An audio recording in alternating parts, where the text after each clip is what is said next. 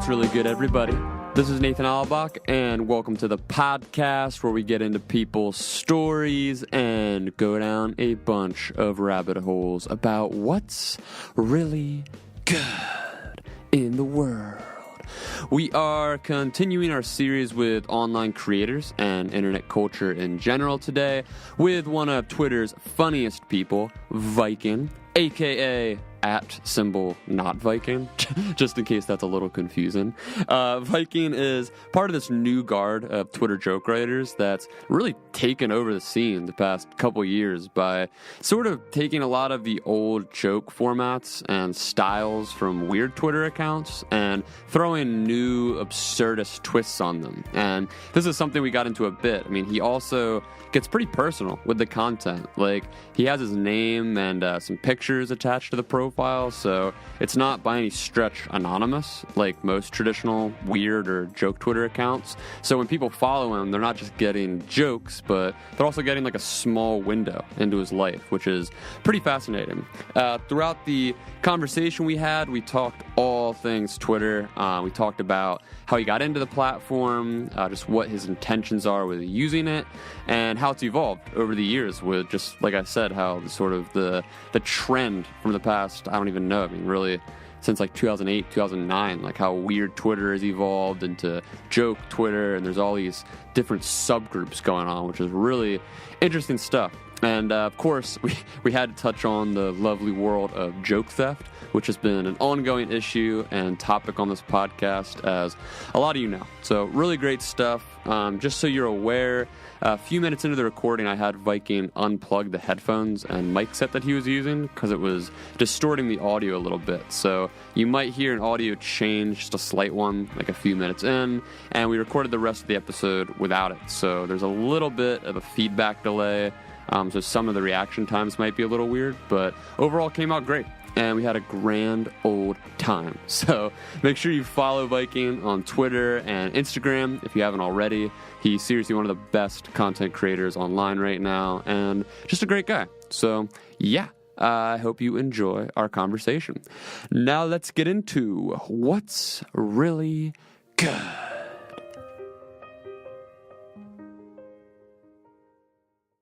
Viking, what's going on? Not much. What's going on with you, man? Well, just figuring out audio stuff just for the past 5 minutes. This has been a trip. You know what? Audio shouldn't be as important as it is. I think we need to move away from audio as a society. That's just me. You think we should go back to just pure, like, hand gestures and GIFs. That's just the perfect society. A much more ideal society. Absolutely.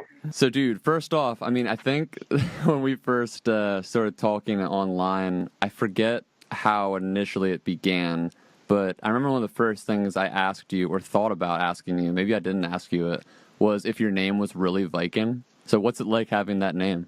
It's interesting. I get a lot of questions about it. I'm named after my great-grandpa, and my parents actually named me as a joke. They're like, oh, when we have a future kid, we're going to name him Viking. Ha, ha, ha. And like, when we have Viking, we're going to do this or move here. And then my mom got pregnant, and they realized they accidentally already named me. Oh, my God. So they just decided to go with it, and here I am. So the joke's on them, really. I mean, yeah. And I get it all the time, like, oh, your parents must be so cool, like, to give you that name. I'm like, nah, they were just fucking around. My sister's name is Taylor. Like, they didn't care. They didn't put any thought into it. Oh, that's hilarious, man. Yeah, I mean, it's interesting just from getting to know you a little bit through Twitter and how Viking has become your public persona, but you're kind of in that interesting sweet spot because you're between being public about your name and your identity, but you're not too public. Like, I don't think, does anybody know your last name or like what you do?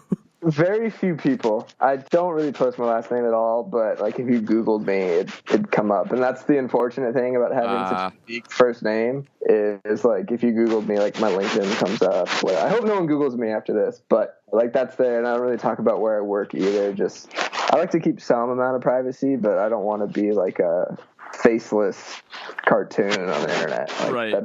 sound very fun to me either. Absolutely. So I like being where I am right now. I think I can do some fun stuff with it without like having to worry about anything in particular. Yeah, so I mean, so since you're a Googleable person, have you had any stalkers since you're a big personality on the internet?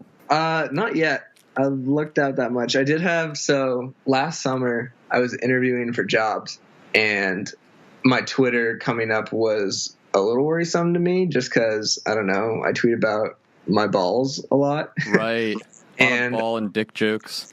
Yeah, and I had a guy finish the interview, and he asked me about some backstory. So about a year and a half ago, I did one of those like scream like Goku, like run like Naruto events on Facebook. Like I just posted it as a goof, and it kind of took off at Arizona State, and there was a whole article about it in one of our local papers, and then also the ASU newspaper. And so as I'm finishing up this job interview, this guy's like, "Hey, also, what's this scream like Goku thing that I found?" I was like, oh, shit. But luckily, it ended up working out because I had turned the event into like a fundraiser for Make-A-Wish. Mm-hmm. And so just spun it like that in the job interview. I'm like, yeah, I did this thing to like raise money for sick kids, which is true. But luckily, I don't think he found my Twitter, but he was very, very close to doing that. Oh, it's such a weird part about being an online personality or just anyone who's online in the deep internet culture in general, just because most normal functioning members of society have no context for any of the stuff that we talk about or joke about or the references, or like if they see that type of thing, I can't even imagine being someone looking for a job, not knowing any of these reference points and seeing something like that and just being like, what is this guy's deal? I mean, it's such a strange time. And even like I have coworkers, and people at work know that I'm big on Twitter, and they'll like look it up and they'll bring it up to me. They're like, I don't understand what you're tweeting about or what any of this is. And I'm just like, I don't know what to tell you. Like, you're not going to enjoy it. Don't look at it again. With all of them. Yeah. Like, what has your just general family and friends reaction been to this whole thing? So my family's been interesting.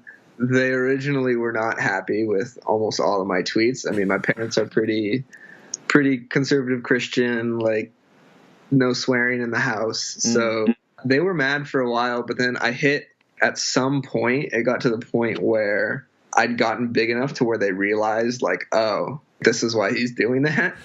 So like, I think it was somewhere around like 30 or 40,000 followers where they went from like, hey, I don't like this tweet that you tweeted to like, I'm not looking at your tweets anymore. Like, where are you at right now? So every once in a while they'll be like, so how many followers are you at now? And I'll be like, oh, I've just hit this amount. They're like, oh, cool. So they just, it's like a don't ask, don't tell. They don't look at my tweets anymore, I don't think. So it is so interesting. I mean, I come from a similar context with parents of similar beliefs, with Christian, conservative, relatively in that sphere. And it's a similar, like I haven't had that run-in as much with my tweets, but I have in general, just like anything I would post on Facebook or music I would write or anything, pretty much anything public online that I've done. So I've had some of those weird talking tos where, you know, there's just like a divide, and it's really hard to bridge that divide because part of you wants to be like, hey,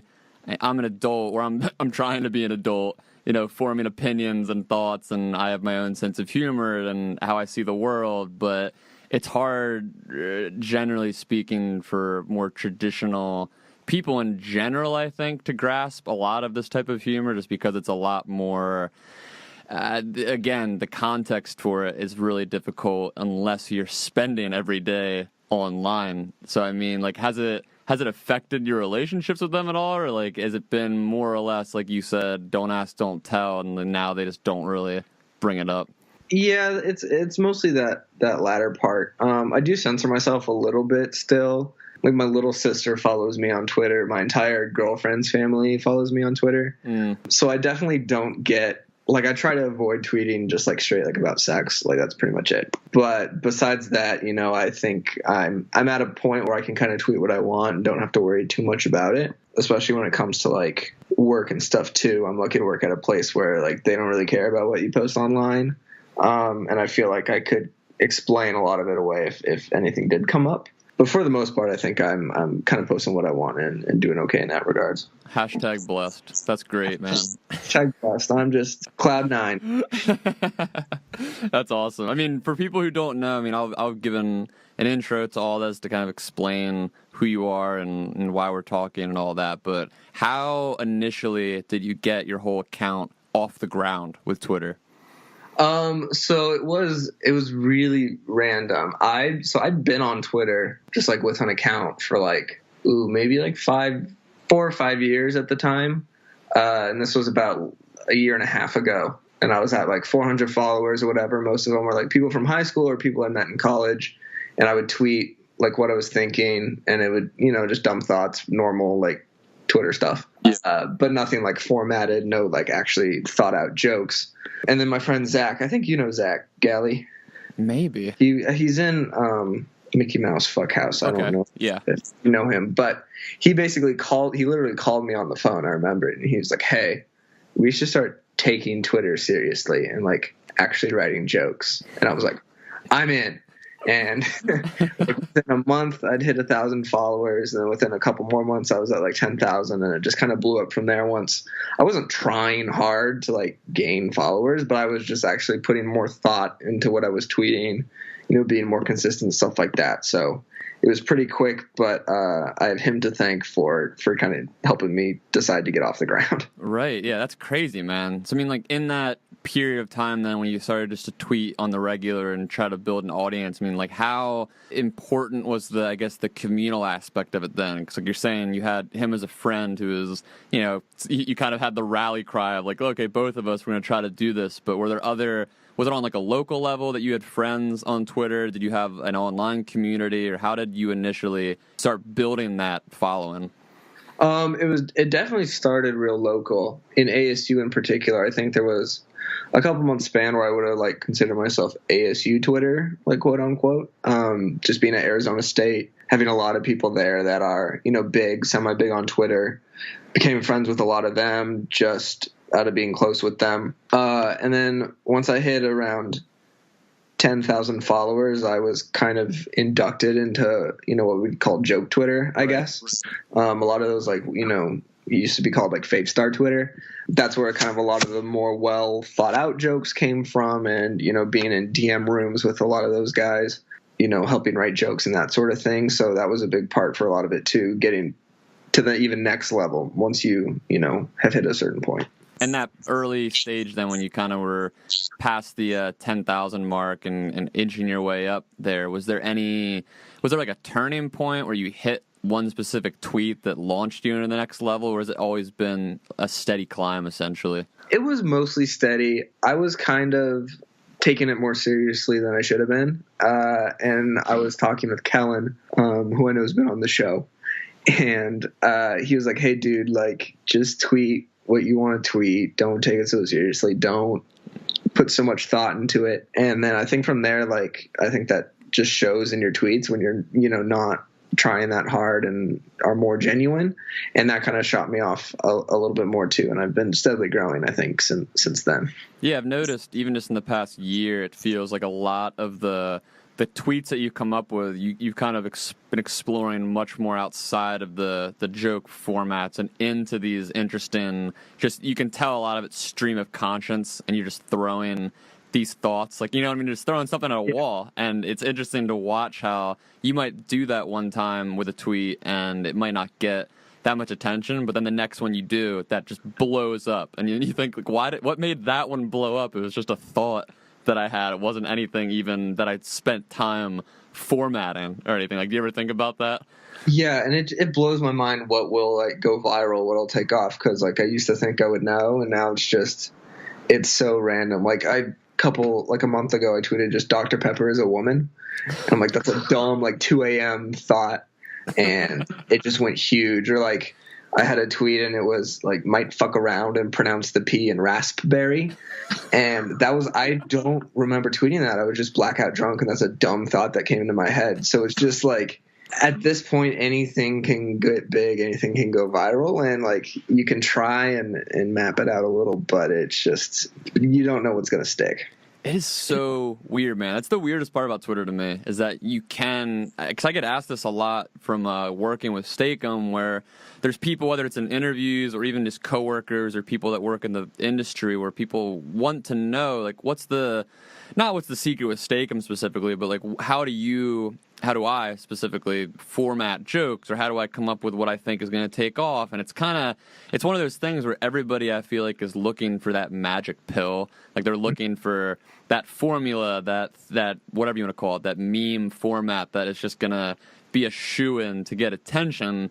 And there's definitely certain topics and, I guess, like, tweaks you can make to hedge your bets a little bit to get more attention, but more often than not, I mean, same here. I mean, it's the most random stuff that resonates with people. And it's also sometimes the difference between it resonating, I guess, with one big account. Like, sometimes all it takes is one account with 100,000 followers and they retweet you. And then all of a sudden that's just being spread throughout multiple different networks and you got that amplified reach. But yeah, man, I mean, since you started doing all this, I mean, obviously you do a lot of the stream of consciousness stuff, but you've also become, I think, in my opinion at least, within those online communities, you're one of the masters of joke formats in general. So, I mean, like, was there, like you said, you've been on Twitter for a while, so, like, was there at any point any standout inspirational accounts? Like, were you a fan of any weird Twitter accounts, or, like, what kind of got you into the style of writing that you're into?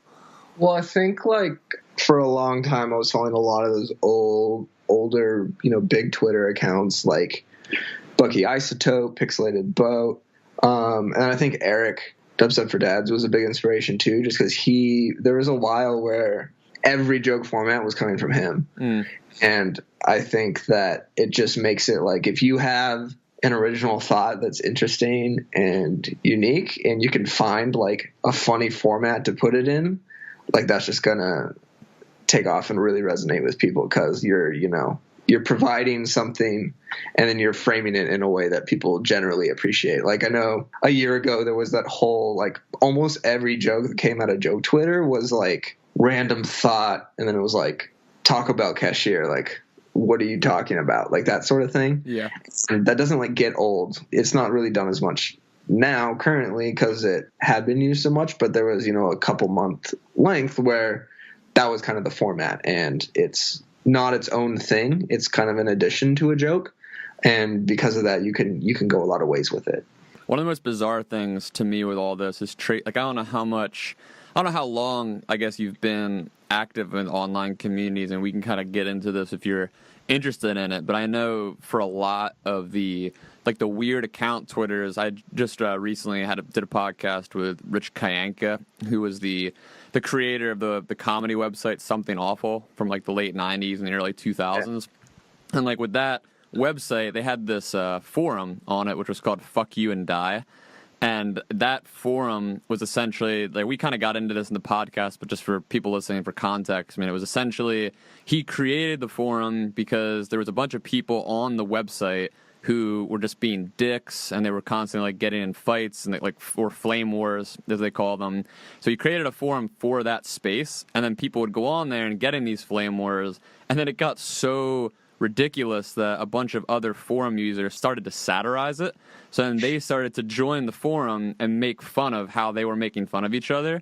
And then on that forum is where you got a lot of the people who then went on to be weird Twitter users. Like, I'm not sure if Pixelated Boat specifically was one of them, but a lot of those, like, Cartoon Abby, really weird names, like, where a lot of those formats we see where, like, you start with, like, the brackets and, like, have, the little asterisks to indicate your feeling or whatever it is, like, just those setups, that's where a lot of those original formats started, and then they migrated to Twitter somewhere around, like, 2008, 2009, something there. So it's always interesting for me just kind of, like, tracing back the inspiration for this stuff, because, like, you mentioned Dubsteps for Dads, our friend Eric from online, and he's been doing this for a couple of years now at least, and it's always interesting to kind of see the evolution of how these guys come along. Like, it's like you see a guy like him come along starting to do these joke format styles, and then a guy like you will come along and you see what he's doing. You kind of take what you can from him and you evolve it a little bit. So it's super interesting just to watch this whole process kind of unfold over the years? 'Cause it's constantly evolving and changing. So, I mean, I don't know how much you want to get into this, but, like, do you remember, like, prior to being on Twitter, was there another online community that you were a part of? Or, like, was Twitter your first platform that you really, like, unfolded being involved at this level? Or, like, what's your experience been like?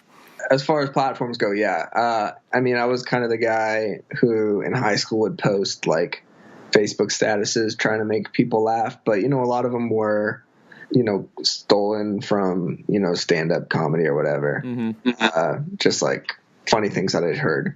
And I like making people laugh, to like getting likes from that, I guess. So being able to move to Twitter and seeing all these original people, coming up with their own jokes, that was a big part of it too. I was on Tumblr a lot too, like in high school before Twitter. But I didn't really post anything original there. That's all just like watching other people be hilarious. So I think like being able to find a Twitter and realize like, hey, I can actually make jokes here and people will actually like them.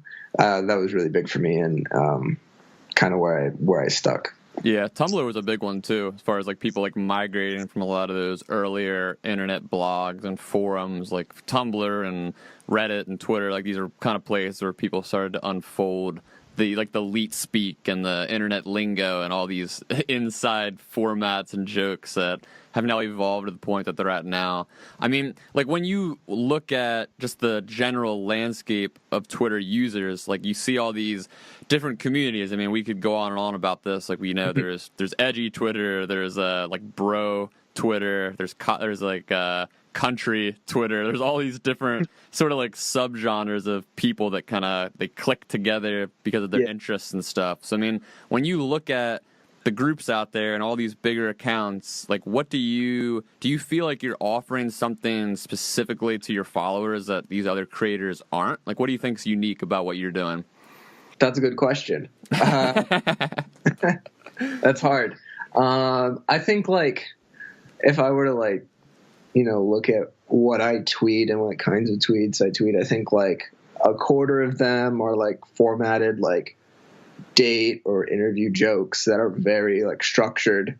A quarter of it's like absolute shit posts. Just again, those like 2 a.m. thoughts that might not make a lot of sense. That might make a lot of sense. It just depends. And then like a quarter just dumb memes, and then a quarter just like hopping on whatever trend is happening right now. So I think like I can kind of do all that and be a little more personal about it. I think when you look at like joke Twitter as a whole and what people they're offering, I don't think there's that many like accounts that get really personal and do more than just post jokes. Whereas I feel like I can kind of, it's not weird for me to like tweet a bunch of jokes and then tweet something about like my life or something that I came across. And so I think I can offer like the jokes on top of actually being a person who will interact with people and offer that on top of which is random jokes I'm tweeting. Yeah, I hadn't even thought of that before, but now that you said it, that makes total sense in regarding your profile. And then you mentioned Kellen, who I know you guys are like in an open relationship at this point. It's pretty great. I mean, you guys, and then like I just talked with Michaela Oakland on the show and Gracie, and you have this kind of small, ambiguously formed squad of people that you all share similar humor and jokes, and you're all friends with each other online. And I think that's a really interesting way of putting it, because you're right. When you go to a lot of these specifically joke-oriented Twitter accounts where like that's how they've built their following, all you really see, even if they have personality injected into it, a lot of it is just those specific, like, bracketed, formatted jokes, whereas you're not seeing a lot of character breaking, essentially. Like, it's almost like, whoever it might be, I'm trying to think of one off the top of my head, like Shen the Bird anonymous? I'm not sure if whoever runs that account. It's like, there's accounts like that where that's a brand image. Like, there's an Abby to it, and there's a feel to the tweets, and there's not a lot of fourth wall breaking, whereas with you're kind of part of that joke Twitter Abby type community, but it's actually your personality, your name is attached to it, and your life experiences are attached to it, and that definitely does seem like an interesting aspect that would draw a lot of just like day-to-day people in who are looking for something more than just jokes. They're looking for almost like a friend, if you will, with what you're doing. Yeah, and I feel like I've been able to, and that's kind of what I've been trying to do, is like mesh the very personal aspect of having a Twitter account with the jokes. And Kellen was a big inspiration with that too, because he does that really well. Like when he used to have a cartoon Avi, and then he changed to like a picture of himself. I haven't done that yet. I haven't gotten the courage, but I think I'm too associated with the Danny Phantom picture now. It's been so long, yeah. It has. I thought about it this week. I was like, should I change it? But you did. I noticed recently you changed it from the like the straight line mouth to the smiley face mouth. So what changed there?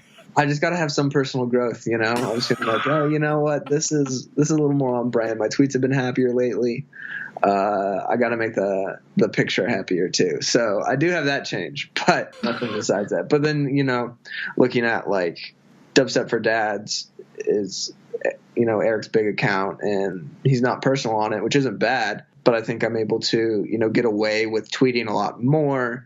Get away with having bad tweets because people know that it's not just jokes behind it. So like, you know, people aren't going to get mad if I tweet something personal. Whereas like some of these other joke Twitter accounts, if they tweet something kind of personal when they're just used to seeing jokes, like it's not going to, people aren't going to enjoy it. They're not going to interact with it. They're not going to like it. They're not going to care. Right. And there's also the demand side of it too, which is interesting, how certain accounts like Eric's Dubstep for Dads account, I don't know the exact model he has set up at this point, but I know it's somewhere around, he might tweet once a day or once every few days, where he's not putting out like strings of tweets, you know, in like a stream of consciousness way.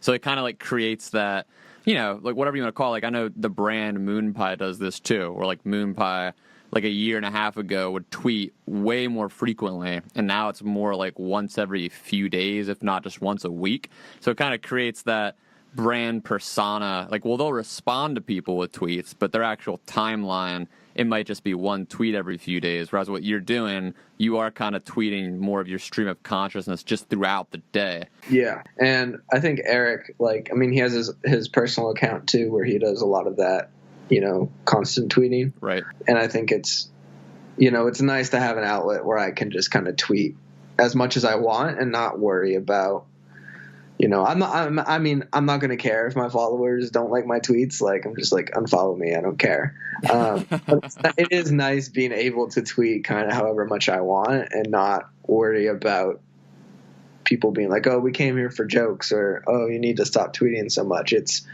nice being able to have a platform that I can really like make my own and do whatever I want. And I don't really have to worry about pissing anyone off or losing followers, I guess. Well, you're also an interesting case with this too, because I feel like a lot of accounts that get around your size of following, you know, you start to realize, wow, okay, I've got over 100,000 people following me now. That's a pretty substantial amount, and you can build, like, you've already built a quote-unquote personal brand off of it, but then from there you can, you know, stretch out to more opportunities, like just like with Michaela, where she's got the She Rates Dogs thing going on now, and obviously Gracie, she works for Funny or Die now, so you kind of have the ability to brand build or to use your account to leverage opportunities in whatever industries. I mean, like when you look at your account personally, like do you have intentions of turning it into any career opportunities, or is this more just purely entertainment on your side? I mean, for the most right now, it's just entertainment. I haven't really figured out if I want to pursue anything with my Twitter account in terms of career. I won't say where I work, but I have a really good job right now that has nothing to do with media or anything like that. It's just totally random. And I get people all the time telling me like, oh, like, why aren't you working in comedy? Why don't you become a writer or something like that? And it's just like, I don't know if that's something I would be good at. I think Twitter, you know, Twitter might be my ceiling. That's just kind of the perfect format for me to express, you know, what comedic thoughts I do have. But I think if like I'm open to new ideas and new pursuits. So if I'm not really active about it, but if something were to happen with my Twitter account, I think that'd be, you know, really cool and not something that I'm against happening. That's that's a good way of looking at it, where you found the stability in whatever job it is you're working, and now you don't have to be necessarily killing yourself for your art. I've talked about this a lot on the show, where prior to me pushing myself as much as I have in social media, I mean, I've worked in social for almost 5 years at this point now, but it didn't really take off until the Steak-umm account, which was like a year and a half ago. So, I mean, up until that point, really almost all of my free time I spent doing musical endeavors. I mean, I was into songwriting, promoting shows, I was doing a lot of booking, that type of stuff. So really, like, all my free time was, okay, I'm going to record, I'm going to book this show, I'm going to play here. And that became, it was my passion. Like, I wanted to get into songwriting, and that was a big part of my life that I really enjoyed. But it kind of got to that point where, I'm in my late 20s now, and you kind of get to that point where this is actually taking away money and opportunity from something I could be doing elsewhere, because the job that I was doing, I mean, it's not an easily upward mobility, I guess, type position. Like, social media just on its own, you have to kind of do something with it, So around the time in like mid 2017 when I really started to dive into the whole Steak-umm account, all that, and obviously I've gotten really, really lucky and super privileged to be able to do what I'm doing with it. But there's definitely that point where I hit it, at least in my own personal life, where, like, when you make the art your essential focus, then it starts to feel like work, and, like, you don't really want your art or, like, your passion to feel like it's a job. I mean, I guess in some cases, if you can structure it right, like, some people are actors or comedians for a living, like, that works great for them. But for me personally, like, I'm with you. It just became something, whereas I looked at my life and just I needed more structure, I guess, to keep myself in line, and, like, being able to balance now, like, creativity and what I do. Now it feels much more seamlessly integrated into my life, and not something that I feel like I have to force after a day's work type of thing. Yeah, like, that's awesome. And I feel like, people tell me, like, oh, you should move to LA and try and get a job in whatever. And I'm like, I don't know if that's what I want to do. Like, I'm not at a point where I can, like, pick up what I'm doing right now, go try out a different career, and if it doesn't work out, I'd have to go back to what I'm doing right now. And it's like, that might be a good plan if it was my dream to, like, go out and do that, but at this point, like, it's not. I'd never considered any sort of media or comedy or anything like that before Twitter, and so I'm not really considering it now, just because I have a lot of followers or make jokes sometimes, I guess. That adds so much to the authenticity of what you're doing then, because you're not really doing it for a means. I mean, obviously we all like our clicks and our retweets and our attention and all that, but you're not doing it specifically for a means to an end, which I think at the end of the day, a lot of us are. I mean, obviously I do it for a job, and obviously a lot of people are out there where they care about the platform, but people ultimately, they want to be able to build platforms into opportunities. I mean, just, being able to take a step back from everything and realize, like, that's a big thing for someone to be able to do. I mean, you've got, like, close to 200,000 followers, and to have that attitude is really, it's something special. So I commend you. Well, thank you. Like, I mean, like, I definitely, like, have tried to leverage my platform a little bit. Like, I was doing Dosh a year ago for a while, and made a little money doing that. Not as much as Michaela, who made thousands of dollars, but like that. And, like, I have an Instagram for my tweets, and, like, whereas, like, on Twitter, I don't really care about growing, more than I am right now. Like, I just kind of let it happen. Whereas, like, with Instagram, it's a lot more strategic, just because, money can be made on Instagram. It can't really be made on Twitter, but, like, an Instagram account that I run could one day potentially make me money. So I'm definitely putting a lot more of my, like, focus in terms of growth into that, rather than, worrying about just getting more retweets or whatever it is. Speaking of making money on Instagram, like, right before we started recording this, you brought up this whole thing with Fuck Jerry. So, I mean, I'm interested. I don't know how deep you want to go here, but, I mean, we can kind of start from the beginning. Like, at what point did you notice the issue of content theft from creators like yourself on platforms like Instagram and Facebook and BuzzFeed and all these other platforms? Oh boy. Well, can of worms.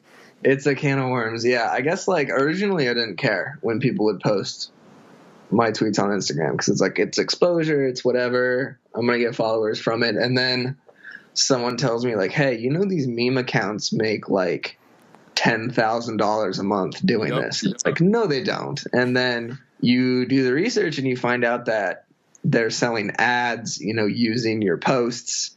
They've got merch, which has, they're basically leveraging creators' content and profiting off of it. I don't really have a problem if someone just posts a screenshot of a tweet on Insta. I have a problem when they are, making a shit ton of money off it. So even sites like BuzzFeed, which are, these huge billion-dollar companies, are, just making articles, which are just lists of tweets, and each of those articles, drives however many thousands of dollars in revenue.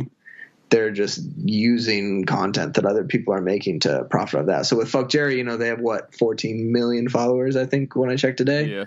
Posting one of my tweets, and it takes, me emailing them to even get credit, even having them tag my Insta for my Twitter. And then, they're still going to be making a shit ton of money when they post an ad in 2 days with all that traffic. So I don't think that people should get paid for tweets. I, don't expect to make any money off them, but it just pisses me off when these Instagram pages that don't do anything just make, a full living just screenshotting and posting. Right. And it sucks how it's built into the system, whereas, like you said, you can email them and ask, or message them and ask them for, hey, can you throw in my @ handle or whatever. But even if you do that, I mean, it's still already after the effect. Like, they already got the benefit from it, like the initial flood of likes and comments. And even in a lot of cases, if there's been a lot of cases with followers mutually between us that people have asked to have posts taken down, and it's like the same deal. It's like, okay, maybe they took a post down from 5 days ago, but they already reaped the benefits of that. So it's like, it's such a shitty position to be in, because it's literally built into the model where these companies, it's what do you call it? It's like ask for forgiveness, not permission. Like, they're already scouting all this stuff out and they never ask. I remember sometime last year, I want to say it was, when that meme account Trigonometry at Trigonometry, when they reached out to me, I think I saw them. It was first through you, or someone shared their account.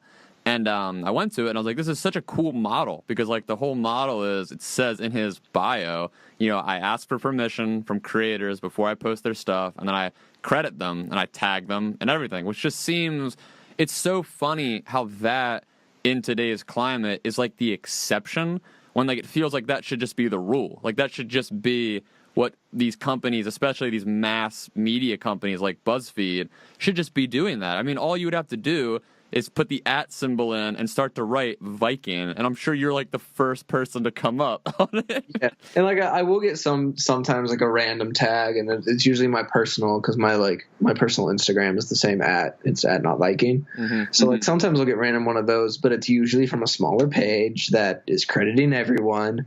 And, they're just doing it to have fun. They're not making money off of it. And then you see these accounts that they make all their money off of shout outs, so they don't want to credit people, or they're tagging someone else in the caption because they got paid to. It's mostly ridiculous. With BuzzFeed, maybe about 4 or 5 months ago, they posted another one of my tweets on Instagram, and I was pissed off, and I went to their website and found an email to their legal team, and they let you choose like what you're contacting them about. So I chose like the DMCA request, even though tweets can't be copyrighted or anything. And I just messaged them. I was like, hey, like, can you either stop posting my tweets or at least credit me? And the next day they DM'd me on Instagram, and they're like, just so you know, we credited you in all your tweets. And they went back like the last year and found all the tweets that I was in and tagged me in them. And I'm just like, okay, great, but why didn't you do that in the first place? Especially when you're such like a public company. It's insane that I have to take, like, it's not even legal recourse. It's just like the going through those channels to get them to do that should not be how that works. Right.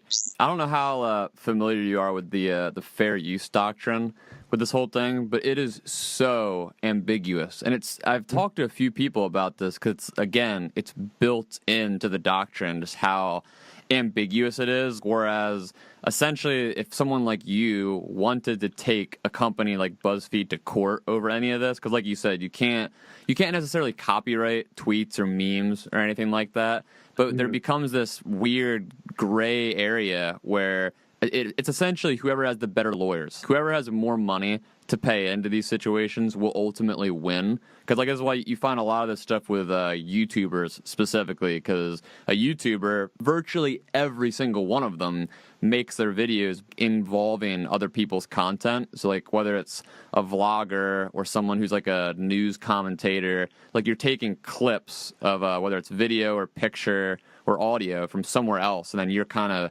adding to it. But like that only goes as far as essentially any company is willing to take it. So like it's just ironic how like a company like BuzzFeed, say, where like they have their BuzzFeed logo. So like say like you today you changed your Twitter, Abby, to like BuzzFeed's logo, and you changed your profile name to BuzzFeed and all that, they'd essentially be able to like, take like recourse on that and try to sue you or like cease and desist or whatever, even though you'd like if it was vice versa, like if they tried to do that vice versa, nothing would happen because like they're just a bigger company and they win. So it's just like this really weird space with online content, like when it comes to stealing and sort of using other people's content, whether you take a joke format or a meme or a video, because ultimately it only comes down to how much money the people who made the things. It sucks being in the wild west of the internet because there really is no law. Like you just have this really ambiguous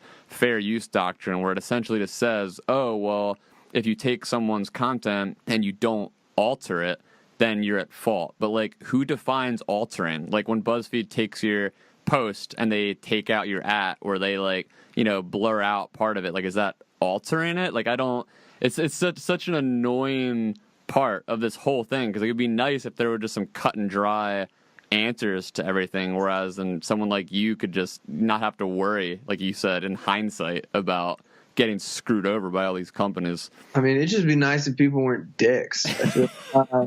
Kellen Barstool had posted one of Kellen's videos over the weekend. Yes. And he had a contact at Barstool and asked them to contact Barstool to credit him, which is, what he wanted. And they ended up just removing the video, which is just like, if he had been credited, he would have gotten a shit ton of followers. He would have gotten so much more exposure. And so it's like they don't even want to like play semi-nice. They would rather just post it and make money. And their videos were monetized too. They make money when, with their Twitter videos and their Instagram videos. And so it's just, it gets my blood boiling. Yeah, man. I mean, I feel like it's kind of like it's almost like they don't want to give any ground on it, because I feel like, especially like the past year, like I'd say in the past year, since you and Kellen and a lot more of your, like the circle of users that we all know on Twitter have been way more vocal about all this, the recourse then has been way more severe for those companies. Because then when you if you were to retweet that and be like, BuzzFeed, what the hell? Like then they're just gonna get attacked. It gets so much traction. I think both Kellen and me, we have really strong followings in terms of followers. Like actually, if we ask them to do something, like they'll do it. So we'll easily be like, hey, go tell this person to credit me, or go tell this person that they stole my tweet, and they'll just attack, but in a good way. Like they'll make sure that the person knows that they did something wrong and that they need to fix it. And so it's nice that Twitter's kind of turned to that. I feel like a couple years ago it wouldn't be like that. It was very much the mindset of like it's just a tweet, it's not that big of a deal. But now like people actually are getting jobs off of social media. They're actually like, it's helping their careers. And so the stakes are higher and people are a lot more willing to take, joke theft and, you know, posting without permission seriously, just because there are effects. Yeah, I mean, I was kind of getting into that a little earlier. I mean, just for me personally, it's only something I've really taken seriously in the past maybe like 2 years, like a year and a half or so. I mean, I think just generally speaking, most people that consume content on a day-to-day basis don't really think about any of this. Because, I mean, I talked to my wife about this. I talked to some of our mutual friends in real life about this. And I think it's the type of thing where for most people who have actual lives outside of the internet,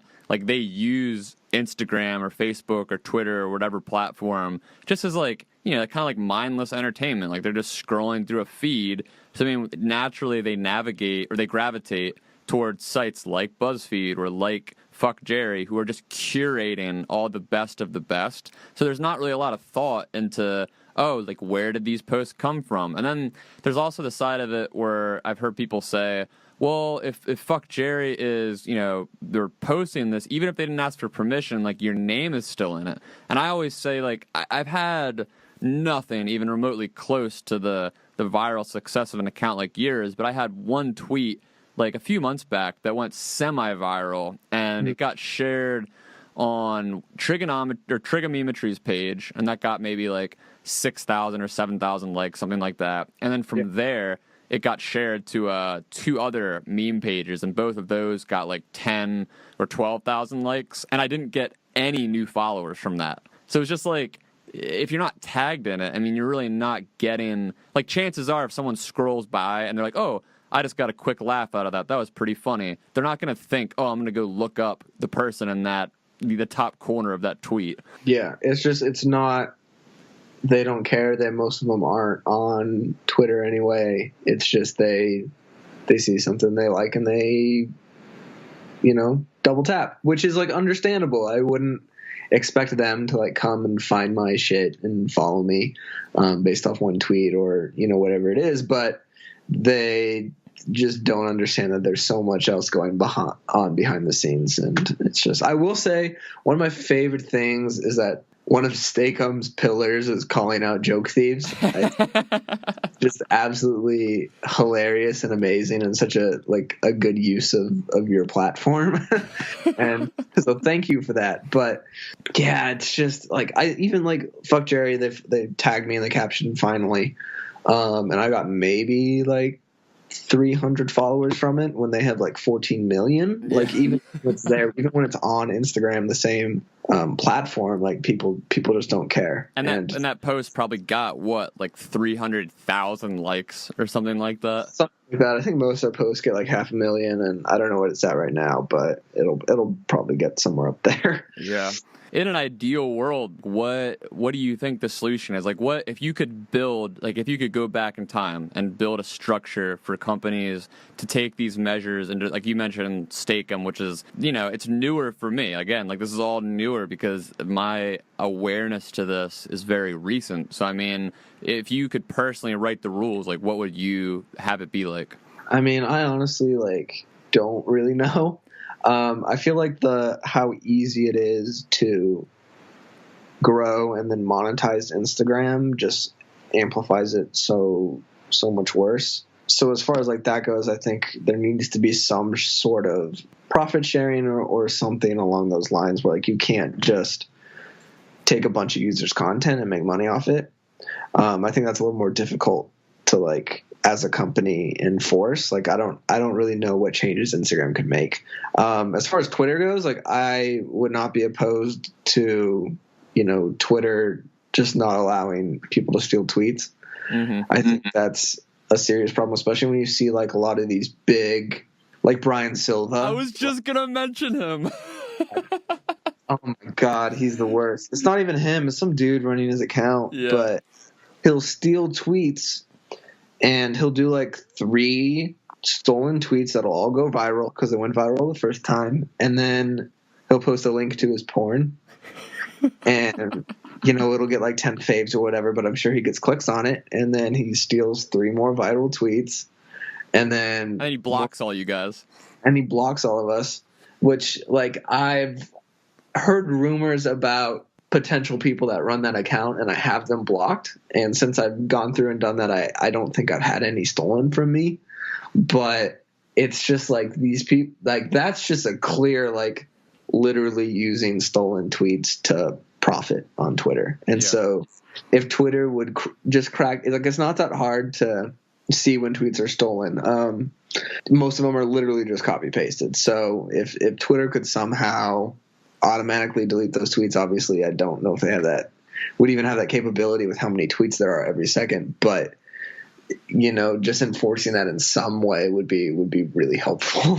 Yeah, Twitter especially more so than any other platform. I mean, I just talked with Rich Kyanka about this at length, just how poor their infrastructure is, because every social media platform has its issues, but with them specifically, with how around the clock it is and how there's so much theft and harassment and doxing and just all these things that are constantly happening, and there's literally no way to talk to a human. Like, it's impossible to file any of this stuff in a constructive way, whereas, like you're saying, you could report that tweet. Like, you could basically rally, like, you are confined to then using your audience, which is what you said earlier, like you and Kellen have, very loyal followings, but like it sucks that you have to be confined to use an audience to change something like that, where everybody can like mass report something or call it out, because obviously most people don't have those platforms. So it's so annoying.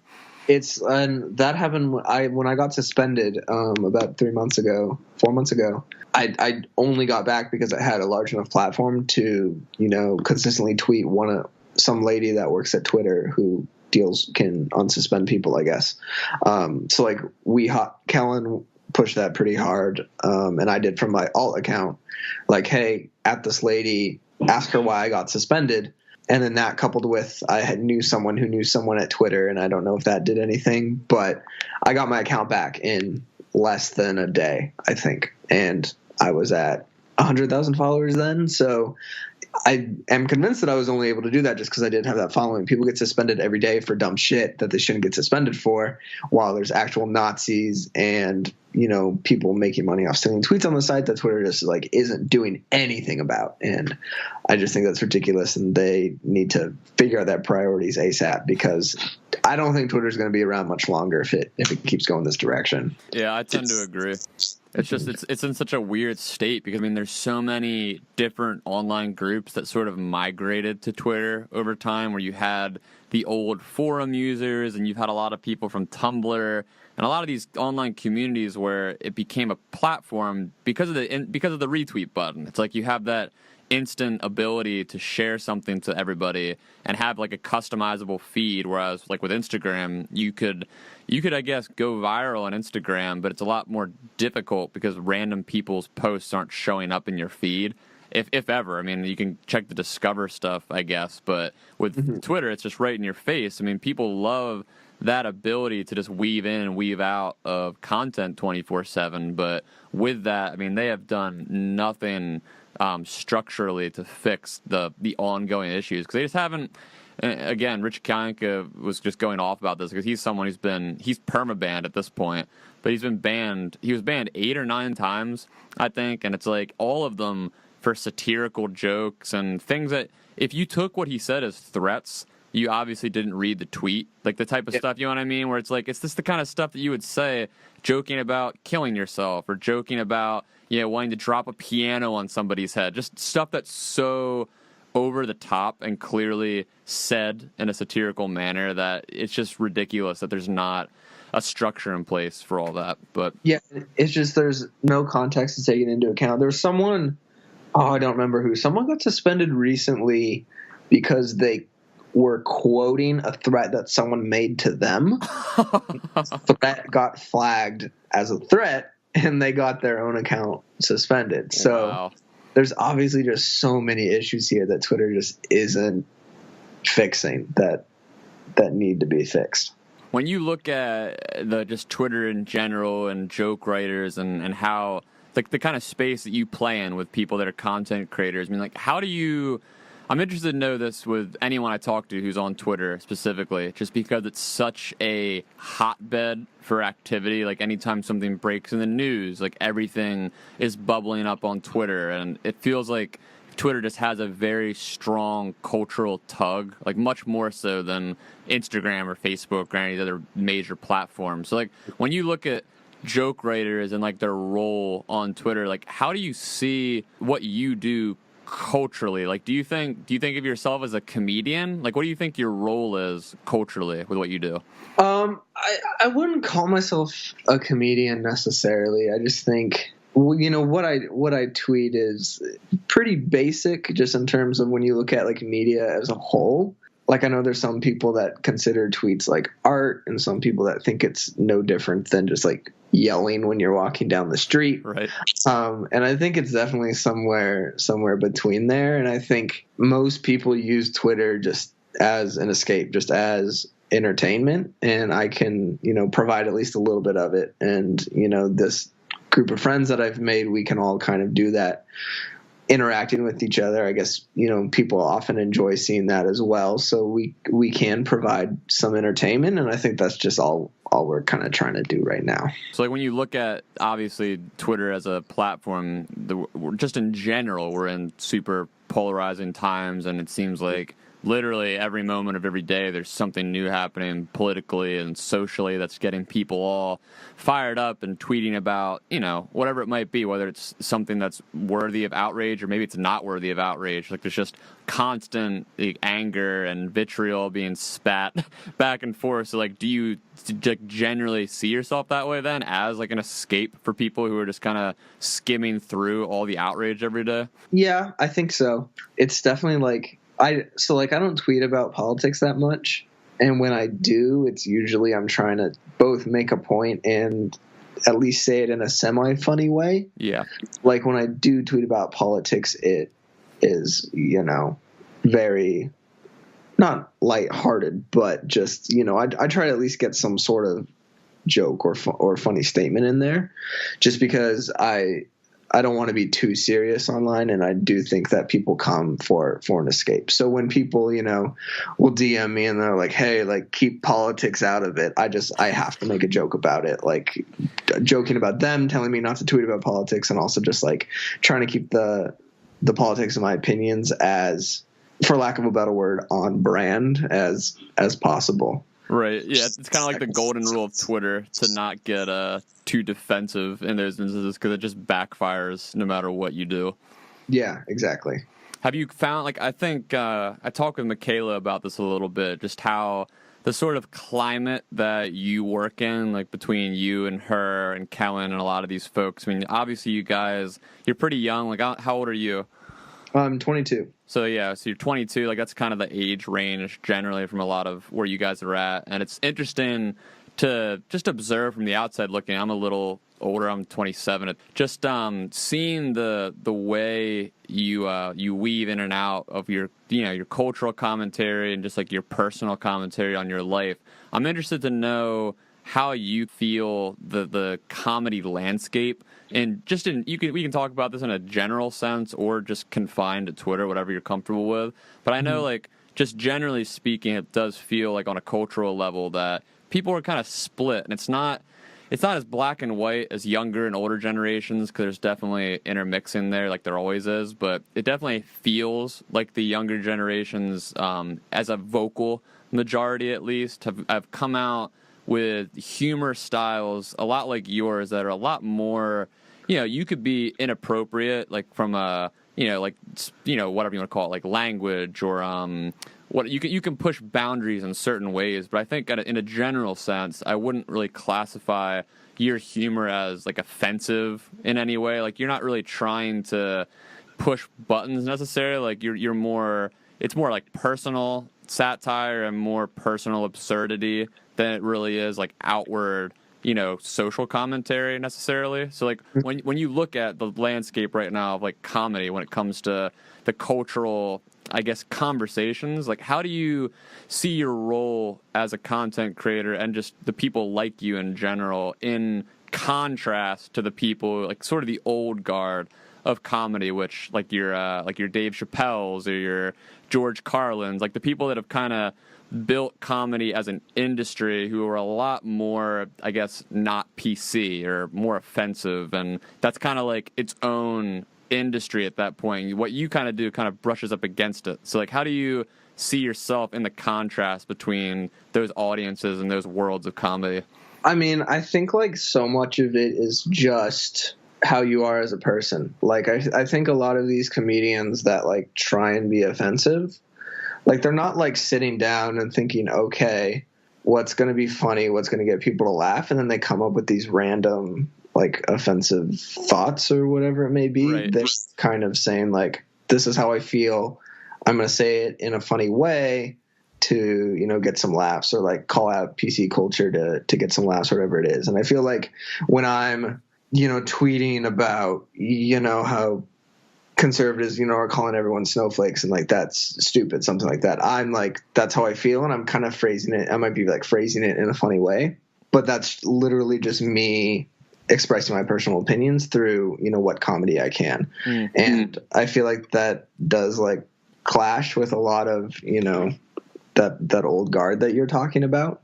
But I feel like as someone with a platform, it is my duty to like express the opinions that I do think are important. And if I can get that in like an on brand way that like will actually resonate with people, I think that's something that I should do. You know, when you look at like a lot of those, there's a lot of larger accounts that almost everything they tweet is both political and a joke. Like I have a lot of respect for, like Krang, I think is probably one of the best ones. Yep, Krang T. Nelson's a classic. Yeah, and he's amazing, and he probably has, you know, 9/10 of his tweets are just making fun of conservatives or, you know, whatever it might be. And the fact that like that is his platform and that is all that he's doing is, I think, really respectable. And so, you know, that's kind of where like I would feel like when I do tweet about politics or anything political, like that's kind of where I need to be.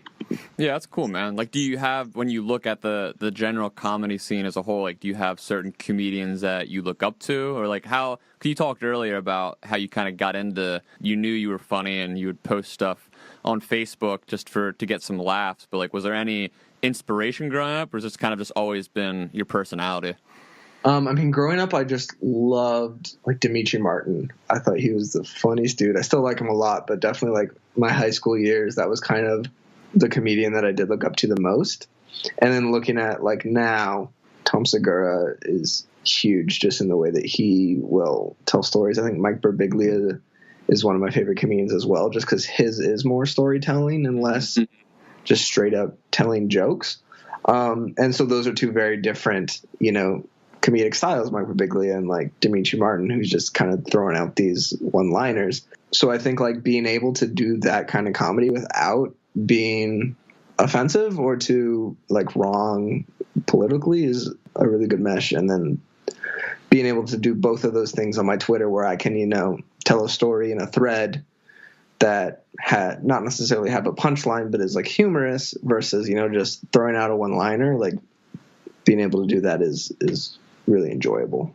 Yeah, that's great. I think Tom Segura is a great example of that too. I mean, he does a good overall job of kind of riding that line, because like you can tell temperamentally, like you talked about just how a lot of where comedians fall on this line, it can have to do with just their personality, like who they are as people. Yeah. And I agree with that. Like I think when you just look at the temperaments of a lot of these people, like you look at the temperament of a John Mulaney or a Pete Holmes in contrast to the temperament of someone like a Joe Rogan or a Bill Burr. Obviously, You're going to get like way different comedy. You're going to get way different opinions. Just like overall, it's not even just like an experience, because like obviously they all have different upbringings and everything, but it's just how their brain operates on some level. So I think Tom Segura is a great example, because you can just kind of tell he's one of these people who's always leaned left, but he also has that kind of like, whatever you want to call it, like that edgy part of him where he's willing to take some chances and to kind of tread some dangerous waters, because he knows his audience like isn't full of Nazis or whatever. So it's easier for him to, I think, reel back in a lot of those instances. And like I love edgy comedians. I don't think that's bad too, but it's like when your jokes are just, they're not even jokes. They're just you being edgy. It's not funny. It's not good. It's embarrassing. Like, what's the deal with people wanting us to call them by the right pronouns. Like, shut the fuck up. This is not, there's no joke there. You're just saying that you are transphobic. That's that's what that is. Comedians that can be edgy or actually have hot takes that, you know, I may or may not agree with, as long as they're still, you know, actually being funny, I think that's fine. I don't really see an issue with that. Yeah, it's just like the general role of comedy. Like, I think that's why I kind of wanted to bring it up to get your take on it, because just when I look at the role of comedy, from when I was growing up, which it feels like, obviously I'm not old or anything, but it feels like since internet culture has ramped up so much of our existence, you know, it feels like 10 years ago was 20 years ago. So like, just like thinking about like how I viewed comedy growing up, even in the past like 7-10 years to now, obviously the landscape has changed so much, and like comedy in my mind, it's just one of the few spaces where obviously you want to have people who are able to be edgy or push boundaries in some respect, if it's in good context, like you said, because like obviously there's those points where people aren't even setting up jokes, they're just trying to, it's almost like Logan Paul, you know, like they're just trying to get that shock value of saying something so ridiculous because they know it's going to get a reaction and then it's going to cause polarization. So it's like it is cool because we're in a space right now where that type of nonsense isn't being tolerated, but then there's also, you know, I guess the sort of other end of that spectrum where you have a lot of these edgier comedians. Like, there's been a bunch of times I've heard Bill Burr in recent years on some, like, late night show or something, and he makes some joke, and it's not, like, when I hear it, I'm like, this isn't, like, who is this offensive to? But, like, the audience kind of gets a little quiet, and you can tell he's just like, what is wrong with you people? Like, come on, like, loosen up a little bit. I mean, it's comedy, you know, like, we have to kind of keep that in mind, I think, to a certain degree with a lot of it, because whether it's someone like you writing tweets or someone who's doing bits, I mean, ultimately, this is a space for creating and satire, and we're making fun of how the world is. You know, it's not all meant to be taken at face value, you know? Yeah, exactly. I agree. We can wind it down. I know you've got dinner coming up, but I just had to ask here, like, have you reviewed any good bathrooms lately? You know what? I have. I posted a picture the other day. I was at a friend's house and he had a carpeted bathroom. I was just appalled. I don't know who designed that. It's like the whole house was carpeted except the kitchen. And then you go in and like the bathroom is like open with the bedroom, like it wasn't like separate. And the whole thing was carpeted, and I was just like, this is absolutely the worst bathroom I've ever been in.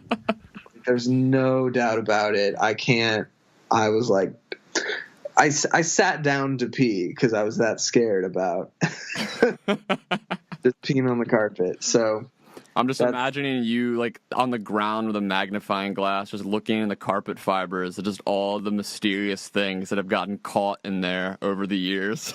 That would be gross. It's disgusting. And then there's on the other end of the spectrum, we have an aquarium out here in Phoenix, and the bathroom at the entrance, you go in, and instead of mirrors, it's an aquarium. Like they've got sharks and fish out there. So that was a pretty good bathroom. I didn't get a picture, but that one's up there in terms of quality.